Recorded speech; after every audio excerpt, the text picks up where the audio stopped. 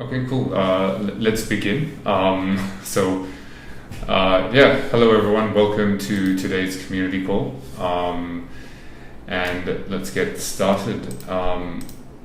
Right, so here's a lineup for today.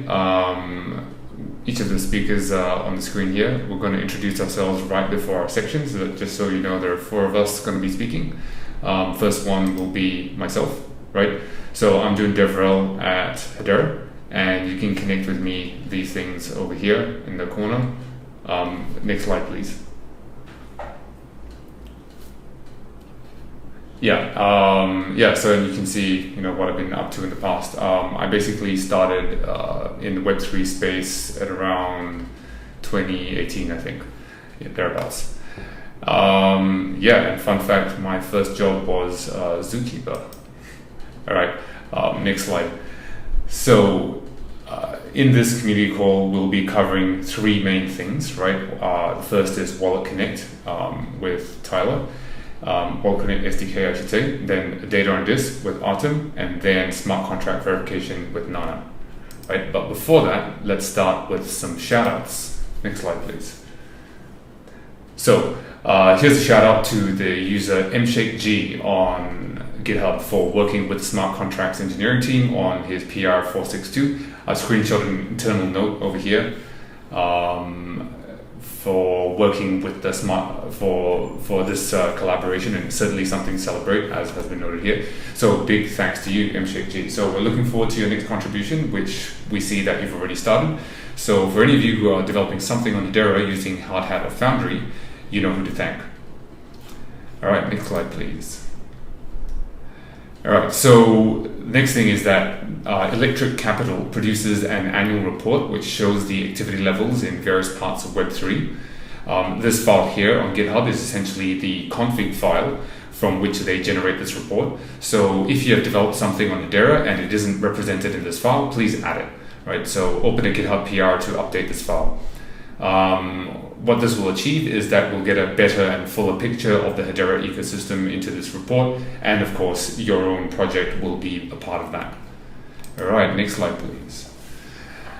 Okay, so we've also started recently using the Hedera tag on Stack Overflow more deliberately, and recently it's got some external recognition. So we didn't even realize this, but it turns out you're more likely to get your questions about Hedera answered on Stack Overflow compared to many other networks. Next, please. All right, so fairly new in the Hedera Discord, the same one that you're all in right now for this community call, right? We've started using the forum feature. So if you take a look under support, you'll see a developer help desk. That is not a chat, but rather it's a new type of thing. So in case you haven't discovered that yet, please go check it out. Right, and the reason for this is that we've noticed in the chat that questions and answers tend to get lost very quickly, and since the volume of messages tends to be quite large, you'll need to scroll up quite far to find stuff. And this forum feature is kind of the opposite of chat in the sense that all the Q&A stays put, making it much easier to return to later. So we hope that is helpful, and a shout out to Mika, who's on this call right now, for putting it all together. Next slide, please. All right, and I think this is the final one for me. So the Hedera DevRel team is doing some developer experience research. So if you would like to participate and improve the DX of working on Hedera or working with Hedera, please fill out this form and we'll get in touch. All right, by the way, all the links that are in this slide, in these slides, I'll paste them in the chat as soon as I'm done here. All right, that's it. Next slide. And I think it's over to you, Tyler.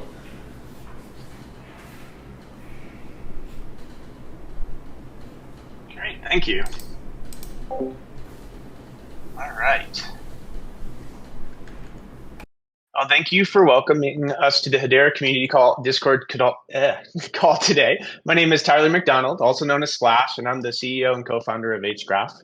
Here's a little background about myself. I've been an engineer for over a decade and generally gravitate towards what's new and what's next. I first took the deep dive into the Hedera ecosystem over 2 years ago and have been heavily concentrated on building tooling that accelerates time to market and adds new possibilities for other developers and businesses in the ecosystem. I think the opportunities in this ecosystem and the energy in the community paired with the technology of Hashgraph is really cool, and it gets me really excited. Hashgraph is a Hgraph is a trusted enterprise technology partner specializing in DLT and artificial intelligence. And today we'll talk about our community-led initiative and support from Swirlds Labs to reshape the Hedera wallet ecosystem and unlock all new possibilities. Let's dive into what this initiative is all about. So I'm helping lead the engineering effort for the initiative focused on jointly developing the reference implementations, the library or SDK of the official Hedera WalletConnect spec. In addition to our partnership with Swirlds Labs, we're collaborating with Brendan Davenport, commonly referred to as It's Brandon D, from the creative firm Dorkson and Davenport. They're assisting us with project management and extending our reach into this community. Together, we've established the Hedera WalletConnect working group. This group is a collection of prominent wallet providers, dApp providers, experts, and dedicated community members. Our vision is to unite everyone under a single community-led initiative. Today's presentation will cover a brief overview of the existing Hedera wallet ecosystem, the challenges we've identified and aimed to tackle, and potential solutions that are both innovative and effective, a look into our group's strategic roadmap, and ways the community can actively participate and contribute. Ultimately, our objective is to streamline the experience for wallets, dApps, and users. We want to introduce a cohesive, official, open source solution that caters to all wallet types, paving the way for new opportunities within the ecosystem. So let's dive in. So the image on the left is familiar to those using Hedera apps. It represents how dApps on Hedera typically ask users to connect their wallets, usually with a series of buttons and different interfaces for each wallet. The Hedera wallet ecosystem includes various wallet providers, dApps such as marketplaces, dexes, tools that utilize these wallets for transaction signatures, and the users looking to use these dApps. Many wallet providers offer their own libraries and SDKs for dApp integration, maintenance, and support for these libraries and SDKs. As the Hedera ecosystem grows, new dApps and wallet providers will emerge, including from other networks. With current infrastructure, these require either new integrations or use of existing ones. That means more buttons. Trust within the Hedera community is anchored on the reliability of individual wallet providers and their integration methods. Let's explore these challenges in this space. Okay, so the image on the left gives a simplified overview of current Hedera wallet ecosystem infrastructure and some easy to spot problems. Each wallet provider integration requires coordination between the dApp and wallet provider. Integrating with each wallet can take weeks or months and consumes a lot of resources from dApps. dApps need separate integrations for every wallet, complicating user experience, maintenance, and security. Unfortunately, many dApps can only manage to integrate with one or maybe two wallets due to these complexities. Independent management of each wallet integration puts a heavy burden on both dApps and wallets. Our current infrastructure limits wallets outside of the Hedera ecosystem from accessing Hedera dApps. These aspects alone limit the go-to-market strategies for both wallets and dApps and also opportunities for exciting features. Also, trust and security issues can arise, and the responsibility is placed on individual providers instead of the entire community. But with these challenges come some exciting opportunities for the Hedera community to lead the way. Next, we'll explore these exciting new solutions. All right, so the Hedera WalletConnect working group is developing the reference implementation, the library or the SDK, of the official Hedera WalletConnect spec to remove fragmentation and drastically improve the experience for wallets, dApps, and users. The image above is a simple visualization of our group's ultimate vision and the impact it will have on user experience. WalletConnect is a widely used open source protocol used to establish a connection between various wallets and dApps across different networks. The suite of APIs opens up new ways for wallets and dApps to communicate, helping developers build and expand experiences for millions of users. Some of their pre-built solutions or SDKs include a Web3 modal, a Web3 wallet, and soon a Web3 inbox for messaging. WalletConnect also offers a seamless, consistent way for users to interact with dApps by using QR codes in mobile devices. Wallet providers including Hashpack, Kabila, Drop, Galaxy, Blade Labs, and Wallet and other are all united in these collaborative efforts to integrate Hedera into WalletConnect. A unified WalletConnect integration is the goal that can only be achieved by us all working together. So this streamlined WalletConnect library, or SDK, will simplify most processes for dApps and pave the way for accelerated mass adoption. Put simply, it's one integration for all wallets that can expand beyond the Hedera ecosystem. As our work continues, we look forward to diving into each of the exciting possibilities and opportunities. A cornerstone of our group's solution is, rather than requiring each wallet to construct their own WalletConnect library, we will instead leverage a consistent Hedera-specific communication specification. This means that both wallets and dApps just need to implement this one specification. So as a dApp by integrating WalletConnect, all of your users can use the Hedera wallet of their choosing. As a wallet provider, by implementing the spec, a whole pool of dApps can interact with your wallet. So it's good for both parties. Additionally, WalletConnect provides an explorer to register your dApp or wallet, giving exposure to a wide base of Web3 users. There is something to call out. This specification and implementation we are most focused on is for Hedera native integration. This is not to be confused with the EVM-compatible JSON RPC relay, such as those hosted by Swirlds Labs or Archaea and Validation Cloud. The EVM-compatible JSON RPC relay can be integrated with WalletConnect on both the dApp and wallet side, though will offer limited Hedera-specific functionality.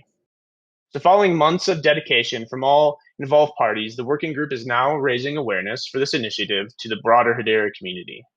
You may be asking, what's the plan? So here's a brief overview of our roadmap and what's been done so far. Back in May this year, collaborative work began and the working group was formed. Pull requests were added to the WalletConnect organization repositories. A helper library was started by Hgraph in June. Additional stakeholders were onboarded into the working group, bringing great insights. HIP 820 was created by Jason, aka Bug Bites, to start a conversation on messaging standards. After weeks of experimentation and exploration, the working group in October began a new phase of the initiative. This new phase starts with the community beta participation to collect feedback from dApps, wallets, and users. In the coming weeks and months, the HIP will move to last call and then approved, and the reference implementation will be published and the library will enter production. The end goal is to have this Hedera WalletConnect library, or SDK, built by the community for the community by the end of the year. Now, let's talk about how anyone can get involved. So this is a community-led initiative. The Hedera WalletConnect working group is looking for support in development, testing, feedback, and community engagement. There are multiple forms of discussion, including HIP 820 and Hgraph's helper library, both hosted on GitHub. Key stakeholders in this initiative will continue to provide updates to the community and reports on our collective progress. As a dApp, you can participate and provide feedback during the community beta phase or await the final production library. And there is a public Google form available to register your interest.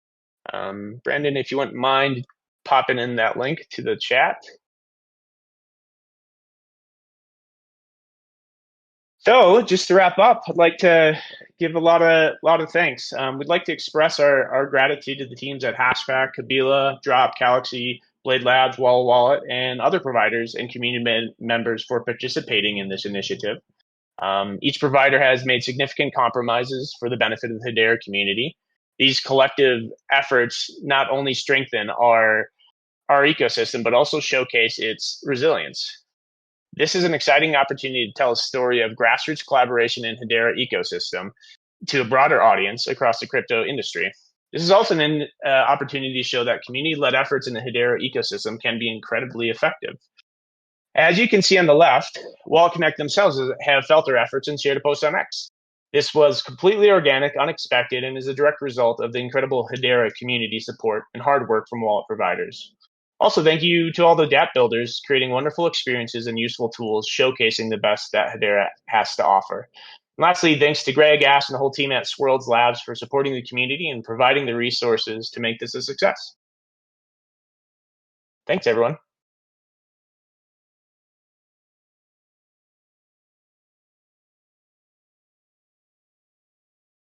Okay, thank you, Tyler.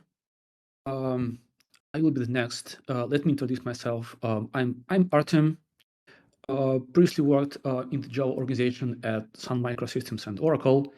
Some of you may remember my Java 1 sessions about JavaFX and Java UIs. And now here at Hedera and Swirlds Labs, my team is responsible for all the data stored in Hedera Ledger, and team name is actually the data team. And today I will discuss one significant change which is in Hedera version 42, which has just been updated to mainnet. So let's move on. Next slide, please. So this change is called data on disk. And as you may guess, this is about moving ledger data from in-memory to on disk. But before we come to that, let's start from basics. Next slide, please. Let's start from a short overview of how transactions are handled by Hedera. It all started by users submitting transactions to one or multiple Hedera consensus nodes using API. Then these transactions are verified, and nodes using our really unique and fast algorithm called Hashgraph, nodes exchange these transactions with each other to reach consensus on the order in which these transactions are executed. Once the order is fixed, every Hedera node handles these transactions, and they are applied to Hedera state. Then transactions are grouped into blocks, somewhat similar to what other blockchain systems do.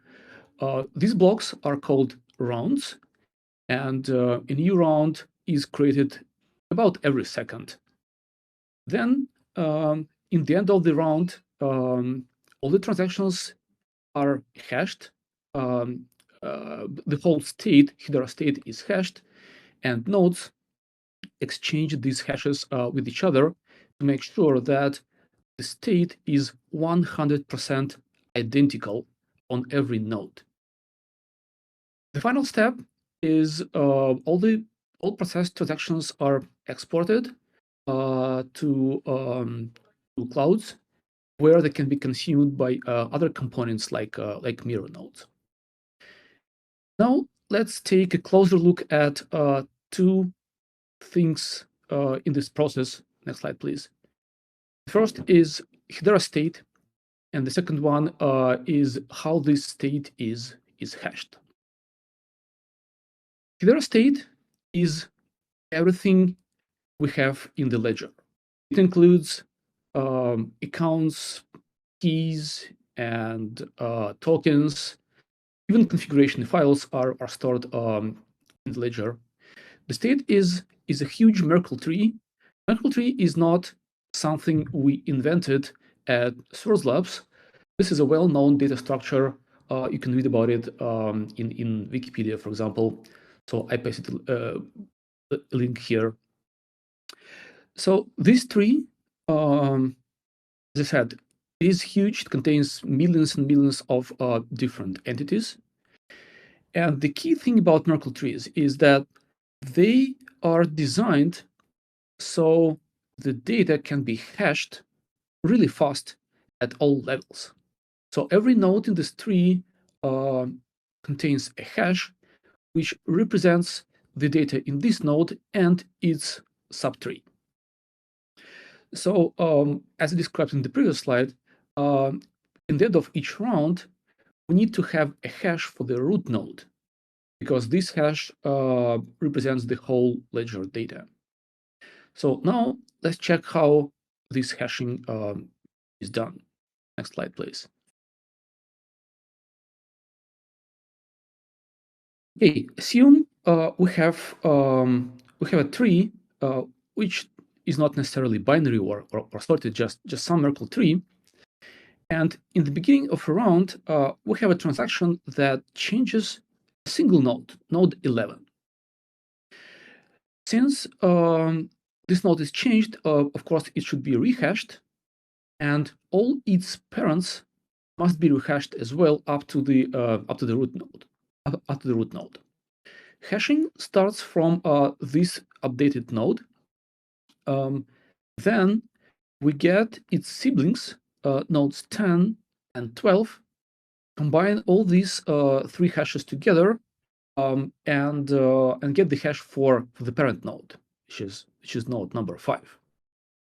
Then we get its sibling, node 6, combine two hashes together, and get the hash for node 2. So these steps are repeated until we reach the root of the tree. And as you may see, nodes here fall into one of 4 categories. Dirty nodes, which are updated, then their parents, which are not updated, but still need to be rehashed because something in their subtrees is changed.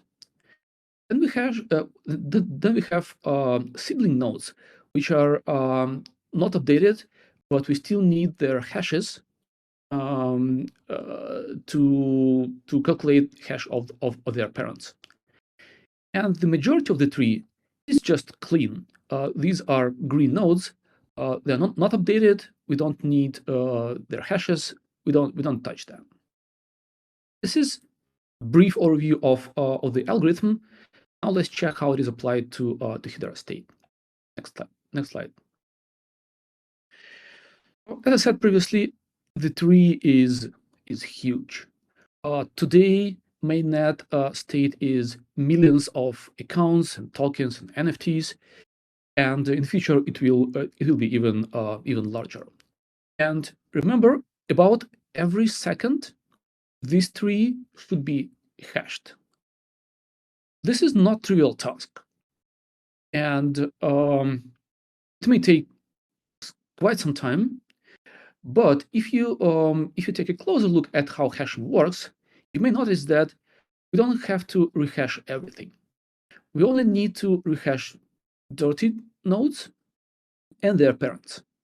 And even if we are running at 10k TPS, 10,000 transactions per second, then the number of dirty nodes and their parents is not that huge. It's just about maybe up to 100,000 nodes to rehash, which is a lot, but this is just a small fraction of the whole tree.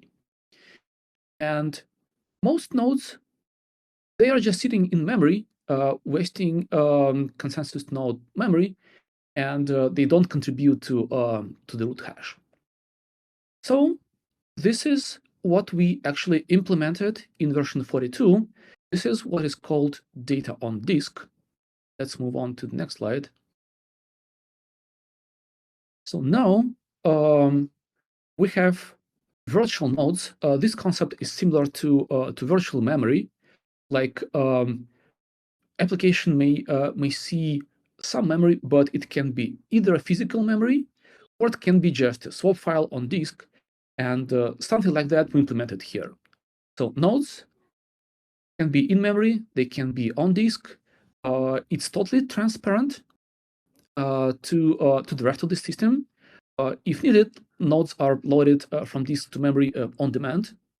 So there is a cache layer, so we don't have to go to disk on every request. This cache contains all recent changes. When something is changed, we know that in the end of the corresponding round, that updated node will need to be rehashed. So there is no need to flush it to disk immediately. We'll keep it in the cache until the end of the round, and then it will be flushed to disk. On disk, we have a database which was designed and implemented from scratch here at Swirlds Labs. And the database it's not a relational database, not a key value database. It's something unique. And this approach, moving some data to disk, it is not applied to the whole Merkle tree, but only to its heaviest parts, like accounts, tokens, NFTs, and smart contract key value pairs. So next slide. What do we observe in version 42? So the original goal of this effort was scalability, because before version 42, the state was all in memory, and memory is limited, and the state is growing and growing fast. So sooner or later, we would run out of memory, and we had to do something about it. So scalability was the goal, and we achieved that. Now we can have like billions of different entities and even more.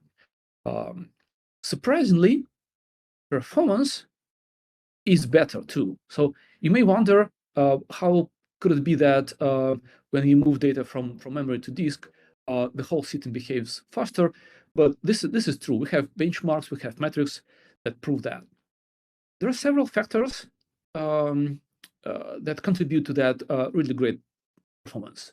Like first, we changed the way how we update the tree. Since nodes are now virtual, when a node is inserted or deleted or moved to different subtree, we don't have to to invalidate the path to the root. We just mark the node as dirty and rehash it later. Well, this is really fast. Second, we have that database, and since we know exactly how data is stored, how it is accessed, how entities are serialized, deserialized, we know everything about data and its life cycle. So we were able to design our database to fit just our needs.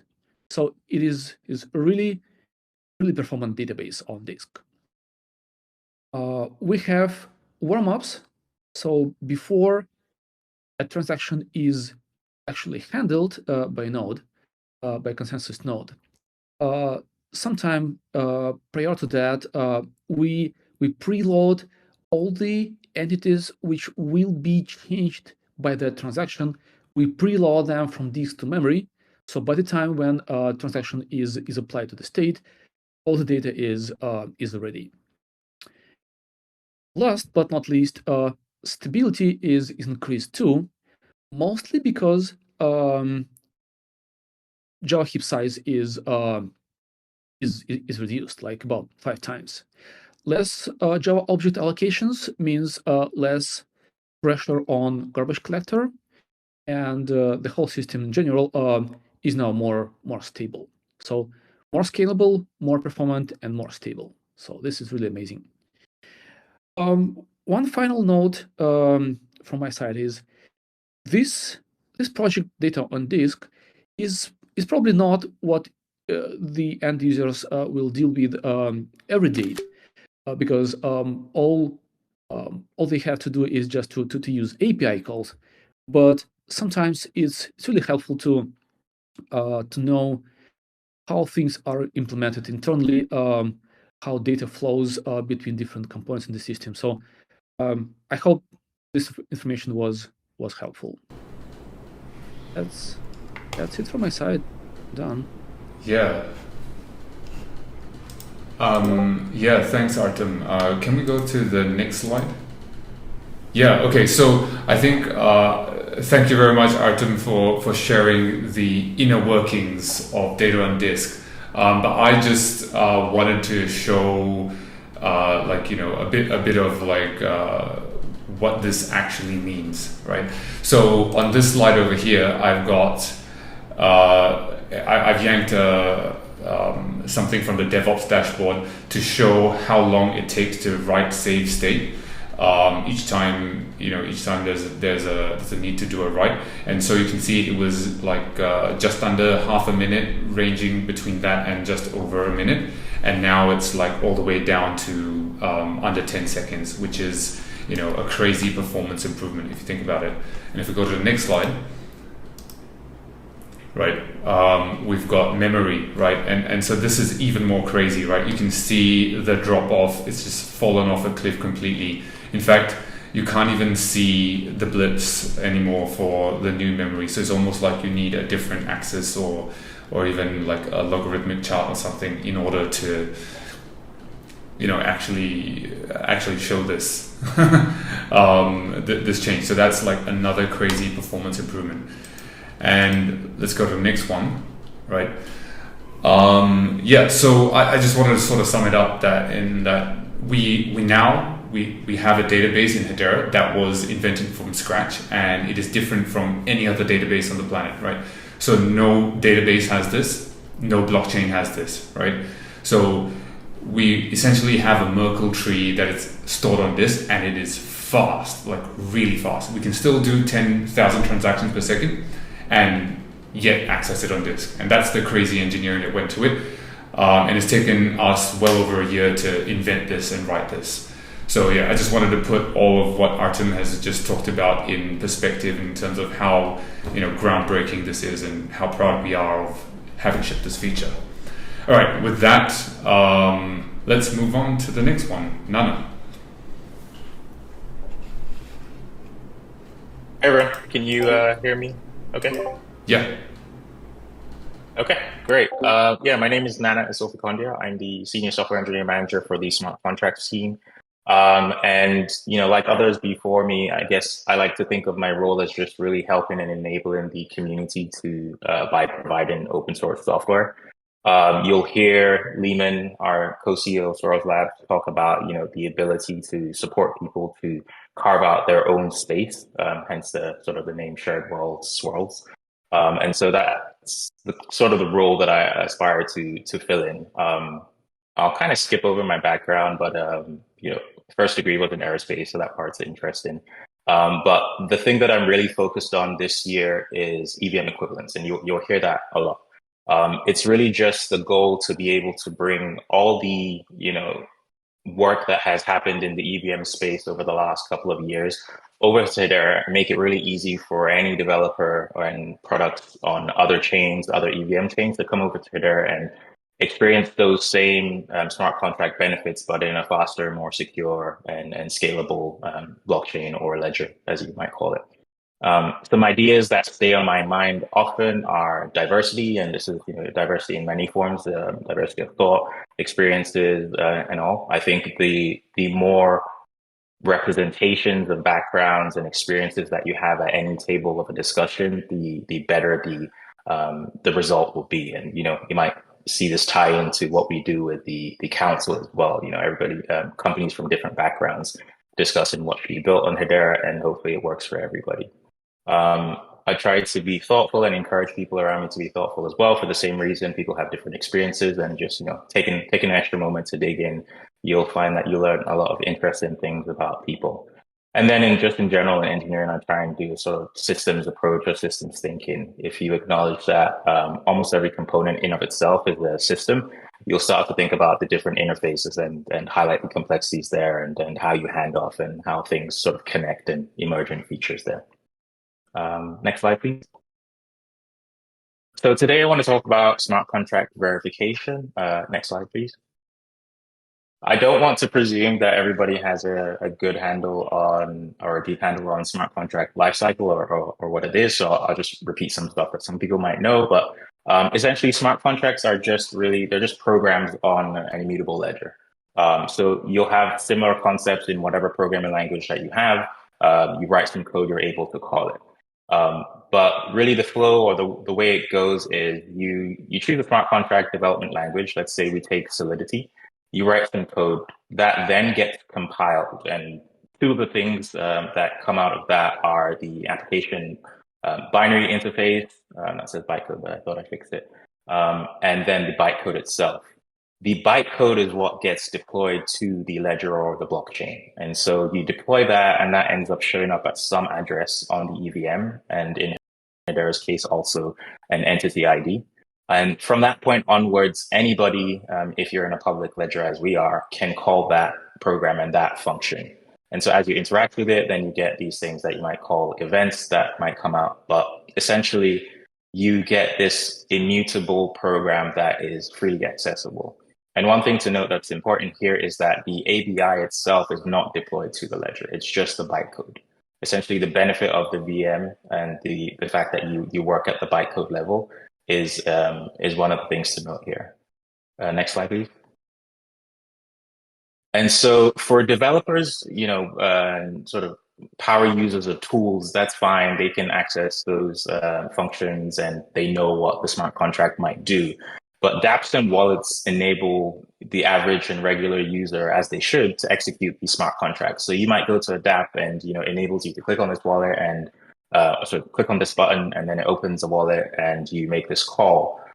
You're calling this immutable bytecode, this code that cannot change, but it's also, like I said, publicly executable and it's very easy to call. But then the result of that is you get this unreadable execution code, and it results in this trust issue in a trustless environment. One of the pillars of sort of Web3 was, create this trustless environment where you don't have to trust. But in this case, what you're saying is, hey, I can call any smart contract, but I don't know what it actually does. And I should trust the person that says, hey, call my smart contract in and do this and do that.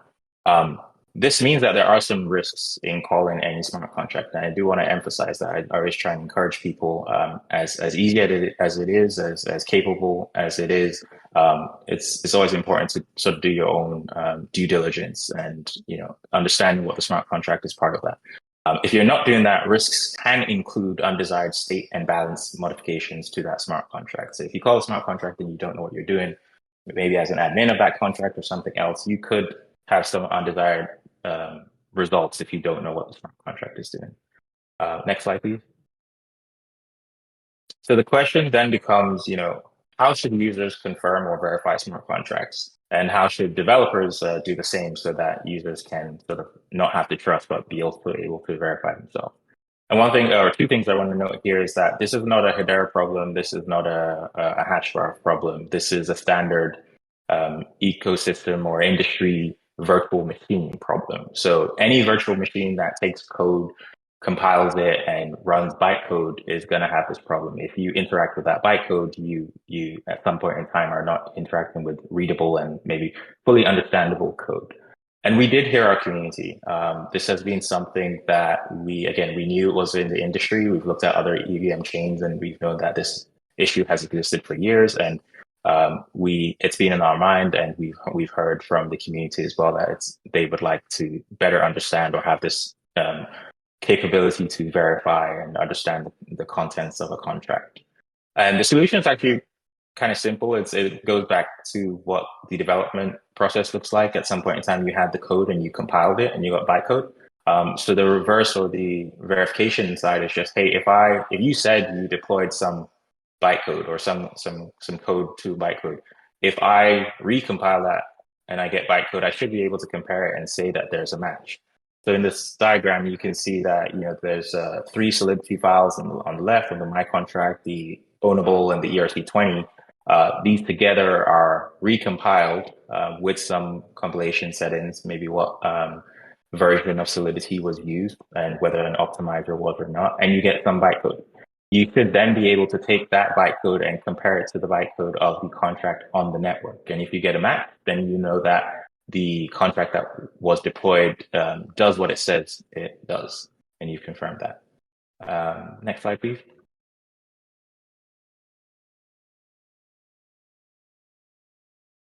So over here, Hedera's smart contract verification strategy, we had a goal to support the ecosystem requests, but also sort of standardize across Web3 practices. As an open source ledger, as well as with all the tools and products that we have on top of it, we try our best to continue to push open source standards and make it so that anybody within their situation can use that. So some considerations that we had where we didn't want to reinvent the wheel. Usually when you do that, you make it very difficult for other people to contribute and come on top and use it as they would.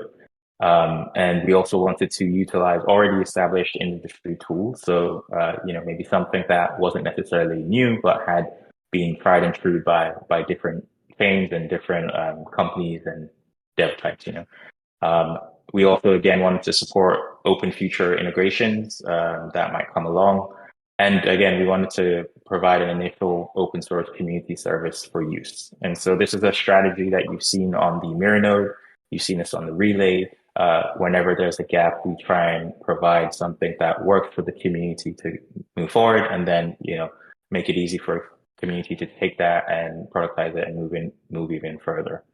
And so, looking at these considerations, where we ended up looking was the Sourcify ETH solution.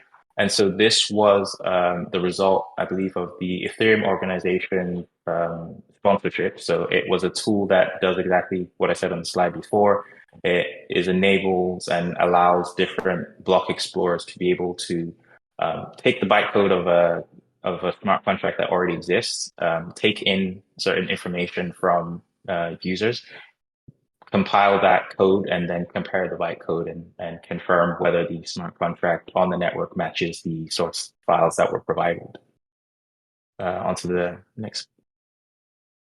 Okay, so I'm going to try and share here. So if I could switch with you and share, and we'll switch back.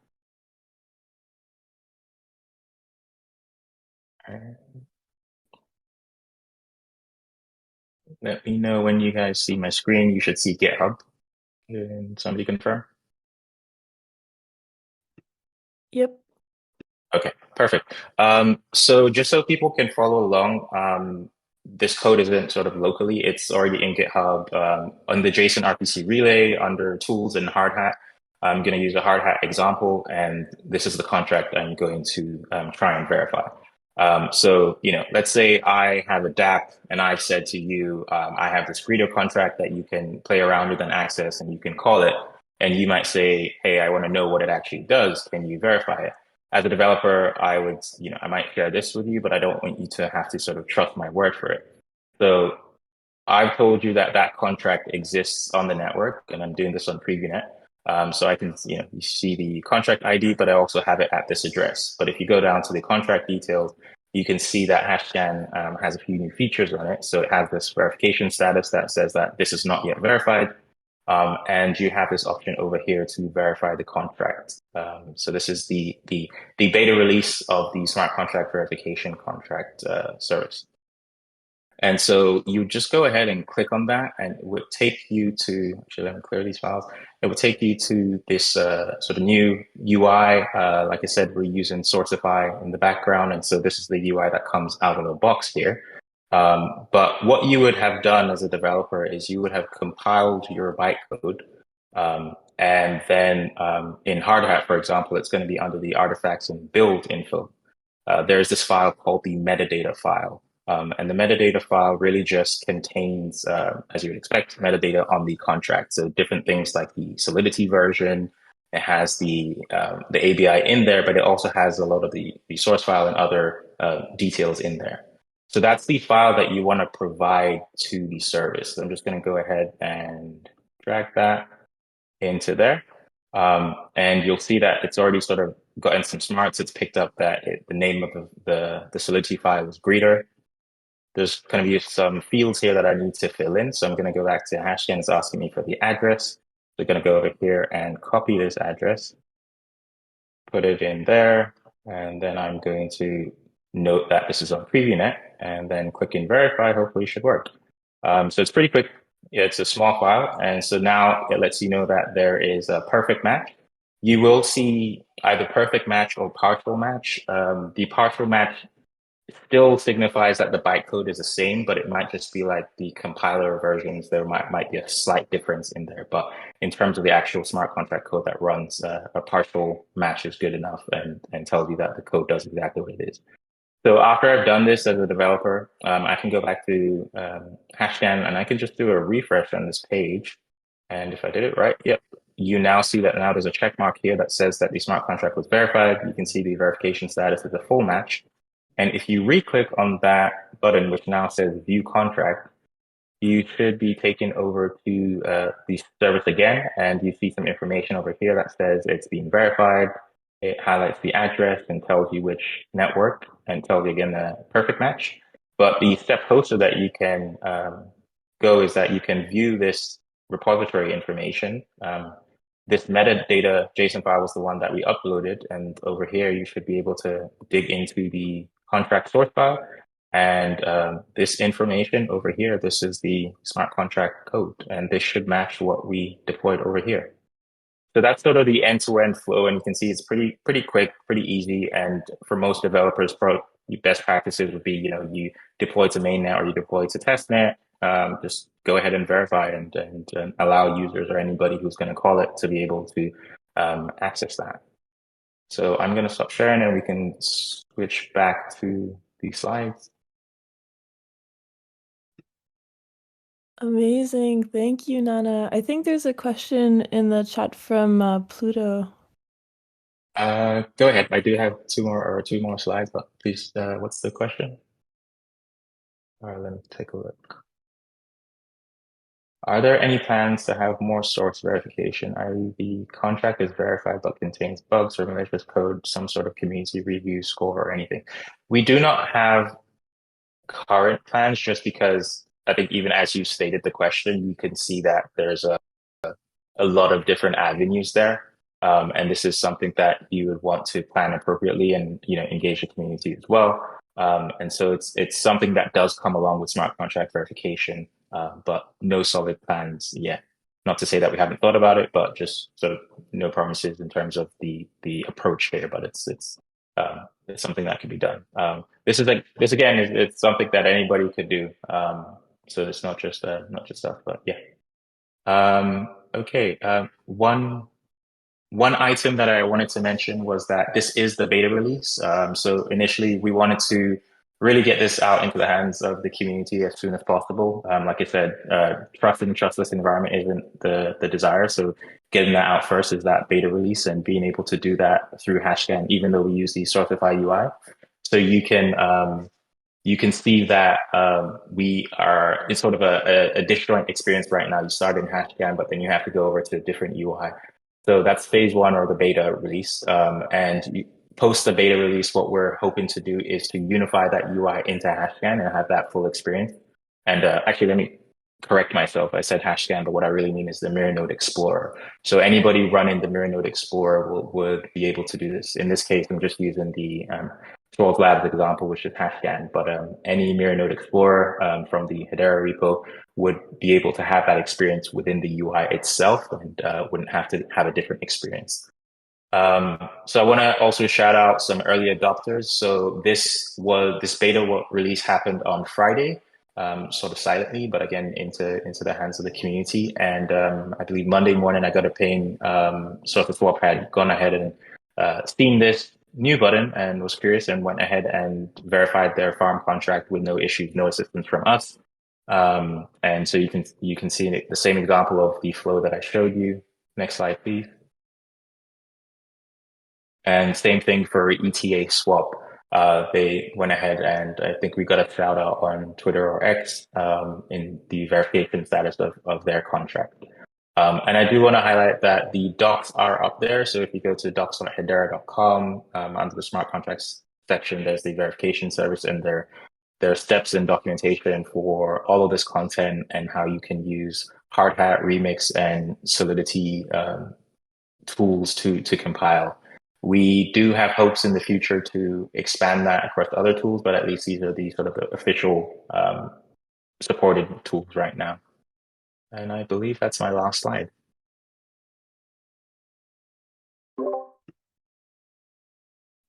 Amazing. Awesome. Thank you. Sorry, Brandon, I just I just thought of something I think I want to share with the community. It's a little bit impromptu, but sure. I just want to thank Nana first of all for sharing this. I think the community is really happy to hear about this, and it's cool to see that people have already started giving some feedback. I just wanted to shout out the new Discord bot. So if you go to the support section on Discord, we added a new AI bot so you can get instant answers to your questions. So I just wanted to shout that out. It's pretty cool. You have to tag it at kappa.ai. I also just want to give a disclaimer here that it isn't an AI bot and it will sometimes hallucinate. So take its answers with a grain of salt, but it's there to support you and answer questions right away. If you see that the question isn't answered properly, tag one of the DAs. But yeah, hopefully you guys can find some value in this new bot that we added to the Discord. Awesome. Yeah. Please go ahead and give that a whir. And I believe it has a thumbs up and thumbs down. So if it's missed anything, let it know, and it'll learn and hopefully become better over time. And I also wanted to add something off the back of what Nana just said with regards to smart contract verification. like for any developer who has experience in developing on an EVM compatible chain, such as Ethereum or Polygon, etc., right? The fact that we haven't got Hedera hasn't had smart contract verification was complained about quite a lot. And I'm just so happy that, you know, it's finally here, and we can say, okay, now we can make all of those people happy, all those developers happy once more. And I also think it's kind of cool the way the decisions were made, and, you know, ultimately picking an open source project like Swirlds rather than, you know, kind of doing our own little version of it. I think you know, we're I guess doing it the more decentralized and more open source way. So that's pretty cool as well. All right, so I will wrap this community call up. Just FYI, I've been live tweeting, or I should say close to live tweeting this this entire presentation or community call. So go check that out. I put the link in the chat. So anyway, here's what we covered today. We did a bunch of shout outs. We also had Tyler present WalletConnect SDKs. Thank you very much for that. We also had Artem talk about data on disk and the enormous performance optimization that has brought to the Hedera network. You've seen the charts.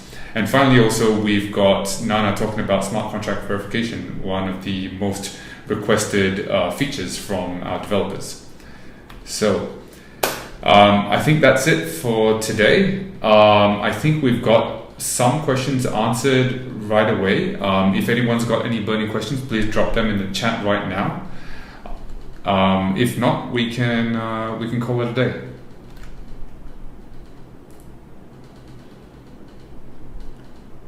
All right, don't see anything. So let's wrap this up. So I'll end with this note. Continue building on Hedera and let us know how you go. We're right here in this Discord. All right, that's all. See you all in the next community call. Thanks, everyone. Thanks. Bye. All right. Thanks, everyone. Ciao. Bye.